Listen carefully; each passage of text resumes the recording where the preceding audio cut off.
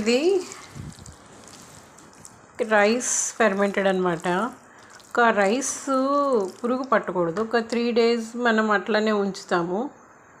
ఒక 3-4 days అంటే పైన కొంచెం బూజు పట్టే వరకు, పురుగు పట్టకూడదు అంటే వాటర్ అస్సలు తగలకూడదు. బూజు పట్టే వరకు మనం ఉంచిన తర్వాత ఎంత రైస్ అంత బెల్లం కలుపుతాం. ఫెర్మెంటెడ్ జ్యూసెస్ అన్నీ కూడా ప్లాంట్ ఫెర్మెంటెడ్, ఫ్రూట్ ఫెర్మెంటెడ్, ఇంకా OH అని ఇవన్నీ 20 days మినిమం మనం ఫెర్మెంట్ చేస్తాం. దీన్ని కూడా 20 days ఫెర్మెంట్ చేస్తాం.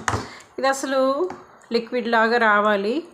బట్ లిక్విడ్లా రాని పక్షంలో అలాగ మనం కొంచెం క్వాంటిటీ తీసి వాటర్లో కలిపి మొక్కలకి వేసేస్తాం అన్నమాట.